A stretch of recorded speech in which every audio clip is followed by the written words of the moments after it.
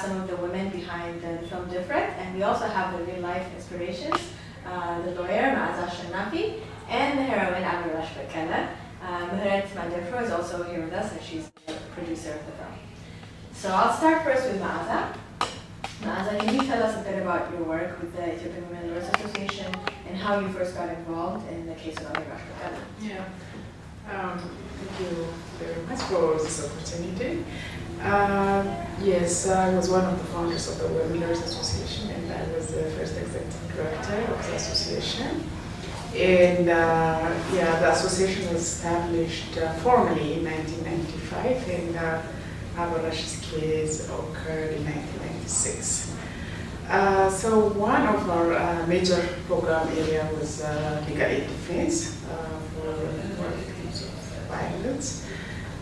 So when I heard about Hirut's case on the radio, I knew that this would be a case that I would like to represent because of two reasons. Number one, she's a minor.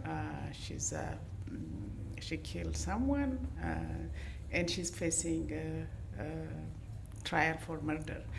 And I felt that we need to get her out of prison. Secondly, I also knew that this would be a very important case in terms of enhancing the conversation around harmful traditional practices, and specifically Talafa.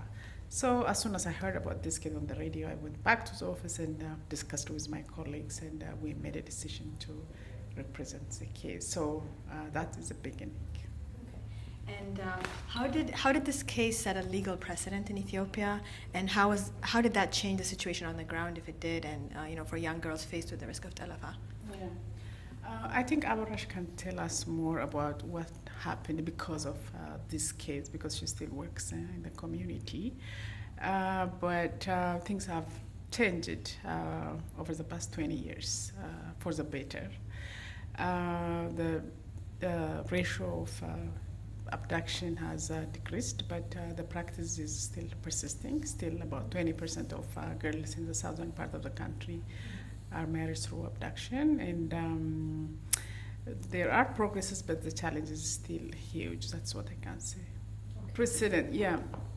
Well, our legal system actually is not a common law system. It's a civil law system, and courts necessarily don't follow precedents. But the self-defense argument that was used was quite popular line of defense and a discussion. But to be honest with you, this is a unique case also, so I don't know any similar case, and I'm not sure if that particular decision has been used again at the level of the court. Since 1957, there was a law, there was a provision in the criminal law that says abduction is illegal. But there was another provision which says if the abductor decides to, agrees to marry her, the person whom he abducted, then the abductor will be free. So there was a legal reform process, and one of the amendments that was done through the review process was this provision. The provision was removed. Whether the person marries or not, it's still criminal. So I also wanted to ask, although you have chosen to take remedial action focused on this human rights concern, the practice of talafa through legal means, it's also clear that the practice is deeply rooted in cultural beliefs, and these beliefs won't be transformed instantly simply because the practice was deemed illegal. So how can we reach the type of women like Hirut who are depicted in Difret, the ones that you have actually worked with while you were practicing law, in order to effect change in beliefs in the communities, both among men and women? Yeah, you're absolutely right. Just because we have laws and policies in place does not mean that we do away with this embedded traditional practices.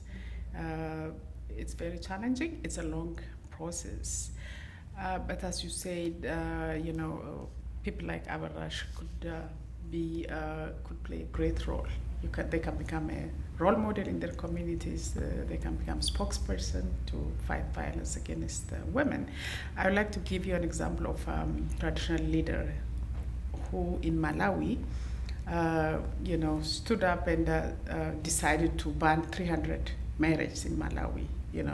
Completely she was playing a reverse role. Normally, traditional leaders, in their communities, are the custodians of the tradition. They protect the tradition. But this woman, she stood up and said, no child marriage in this community. So we need local leaders because change comes from within.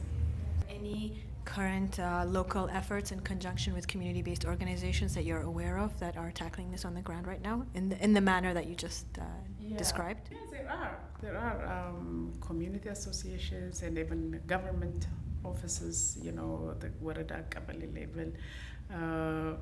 There are educational programs and so on, but what is the level of that public education programs? Is it sustainable? Is it comprehensive? Do we have enough resource? Is it a political priority? We can discuss about those issues, but yes, there are efforts.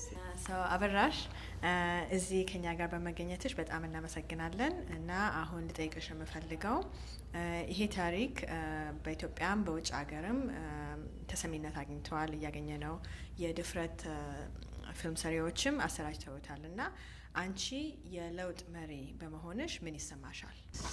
አመሰግናለሁ ስለድሉ የለውጥ መሪ በመሆኔ በጣም ደስታ ነው የሚሰማኝ። ያንቺ ታሪክ መጀመሪያ ጋዜጣ ላይ የወጣው በፍርድ ቤት እያለ ነበር እና አሁን እንደገና በመውጣቱ ምን ይሰማሻል?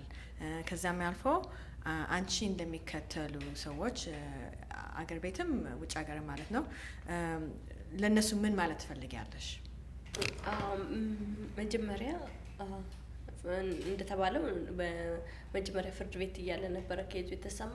አሁን ደግሞ ድፍረት ፊልም በጣም እየሰራ ነው በእኔ ላይ።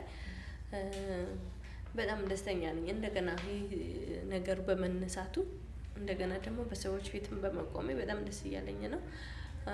አሁን ለእኔን የሚከተሉት ብዙ ልጆች አሉ። ለምሳሌ ድፍረት ፊልም ከወጣ በኋላ ራሱ ወደ አገር ቤት ተመልሼ አንዳንድ ሰዎች በጣም በኢንተርቪው ላይ በቲቪ ላይ ምናምን ያዩኝ በጣም ደስ ብሏቸው ነው ያወሩት እና ሞራላቸው እየተሰበረ ያለው እና ለተሰበረ ሴቶች እኔ እንደ አንድ ሞራል በመሆኔ በጣም ደስተኛ ነኝ። እኔን የሚከተሉ ልጆችም ጉልበትና ጽናት ሆናቸዋለሁ ብዬ አስባለሁ። አንቺ አስተያየት ጠለፋን ለማቆም ምን አይነት ጥረት መደረግ አለበት? አንቺም ምን አይነት ጥረት ማድረግ ትፈልጊያለሽ? በእርግጥ ጠለፋውን ለማቆም ብዙ ጥረት ያስፈልጋል። እስካሁንም ጥረት ነበረ። ካሁን በኋላ ብዙ ያስፈልጋል፣ ብዙ መስራት ያስፈልጋል። በጠለፋ ላይ ጠለፋ እንዲቀየር ከተፈለገ እኔም ስናገር እንደነበረውና ከዚህ በፊትም እንደነበረ ብዙዎች ለውጦችም እየመጡ ነበረ። አሁን ደግሞ እየሰራው ያለውት ሴቶች ለሴቶች የሚል ፋውንዴሽን ትንሽ ፋውንዴሽን እየጀመርኩ ነው። በዚሁ ኬዝ ብቻ ላይ የሚሰራ እንትን ፋውንዴሽን እየተሰራ ነው። ምናልባት ሰዎች ተምረው ወንዱም ሴቱም ተምረው ከነዚህ ከጎጂ ባህል እንዲወጡ አንደኛው መንገድ ማስተማር ነው ብዬ አስባለሁ። እኛ ውጭ ሀገር ላሉት በተለይ ሴቶች ምን እንድናደርግ ነው የምትፈልጊው? ከፊልሙን ካየን በኋላ እና ይሄንን ነገር እንዲስተካከል የምንፈልግ ከሆነ በእኛ በኩል ምን አይነት ድጋፍ ትፈልጊያለሽ? በጣም ድጋፍ ይፈልጋል። በጣም ድጋፍ ይፈልጋል። ስፔሻሊ አሜሪካን ላላችሁ ኢሮፒያን ውስጥ ላሉት ሰዎች በእኛ ሀገር ስፔሻሊ በሳውዘርን ኢትዮጵያ ላይ ያለውን ጠለፋ ለማስቀረት የውጭ ድጋፍ ያስፈልጋል። ምክንያቱም ሴቶች እየተጎዱ እየጮሁ እያለቀሱ ይሄ ለቅሷቸውና ጩኸታቸው እንደ ጥሩ የክላሲካል ሙዚክ እየተሰማ መኖር የለበትም። አንድ ቀን መቆም አለበት ብዬ ስለማስብ ድጋፍ ያስፈልገናል። Mihret van der Proos, producer of the film. Can you tell us a bit about how you first discovered this story and how you got involved? I got involved about 6 years ago, 2009. Zara Sanai, at the time, had written a beautiful script, and he actually brought it to my attention. I was speaking at a conference, and he scheduled a meeting with me, and he approached me about producing the film. I read the script, and I was completely blown away by it, and I immediately brought it to my producing partner, Lacey Schwartz, and said, let's produce this film together. What struck you or interested you most about this case and the script? First of all, I was just so shocked that such an important case had happened not that long ago, and I didn't know anything about it, quite frankly, and I consider myself someone who knew a lot about women's issues in Ethiopia. I had worked there, and I was just struck that this amazing story had happened, and I didn't know about it. But more importantly, I think it's so important to show that change can happen in places like Ethiopia, especially when it comes to tradition. I think it's far too easy to believe that culture can't change, and after reading the script, it was very clear that that point comes through so strongly. And I was also inspired by, two amazing Ethiopian women. We don't tell our stories enough, So I looked at it as a real a privilege and an opportunity to let the world know that these two heroines existed. So it's clear that one of your intentions with this film, including adding local talent into the acting pool and making the film in an Ethiopian language, is really to tell the narrative from an insider's perspective and to address Telefa as Ethiopians. And as a physician and an anthropologist, you have extensive experience, working on issues affecting women's health. And can you tell us a bit about how your professional academic experience has informed your work as a producer in films such as Difret? The first time I've been asked that question. I've spent most of my academic career focused on research, what we call in public health the social determinants of health. Most of health all over the world is determined by actually factors that are not medical, right? Non-medical factors.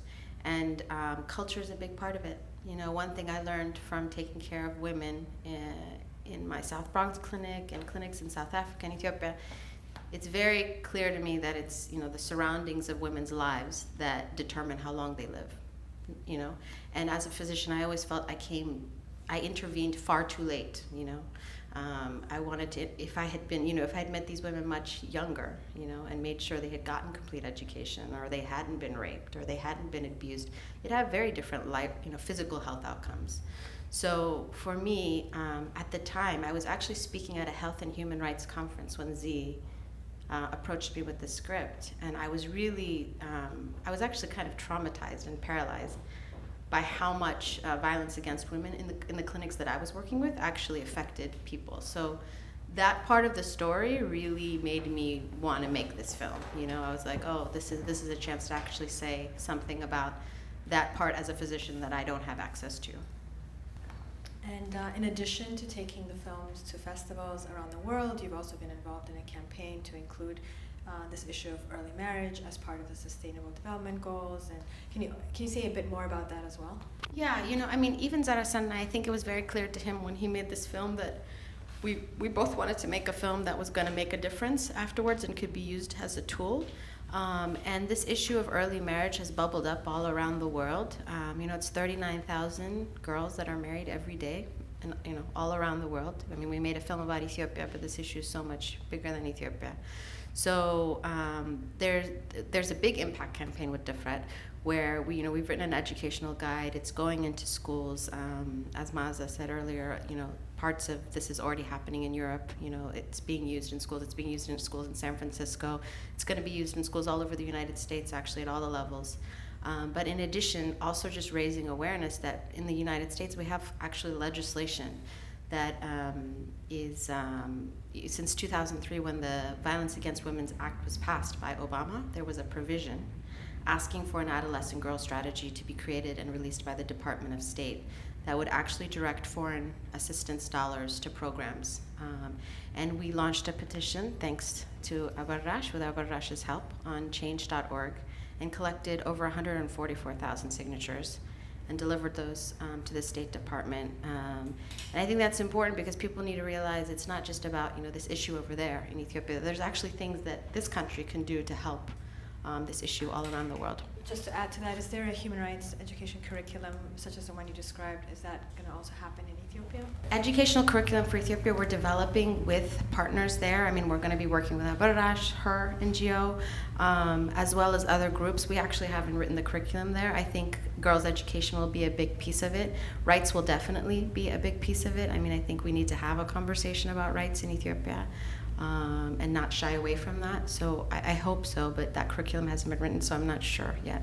All right, so just to wrap it up, each of you will get a chance to say, in just a few words, if you can sum up the takeaway message that you want to share with Difret's audience and the wider society. Yeah, I think, simple. Culture can change.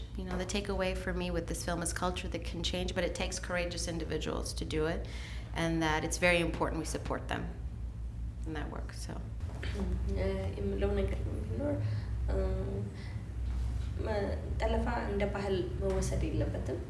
ጎጂ ባህሎች ሁልጊዜ መቀየር አለባቸው የሚል መልእክት ነው ያለኝ። Thank you so much. Child marriage is a very serious issue, not only in Ethiopia but in Africa as well as globally. It should be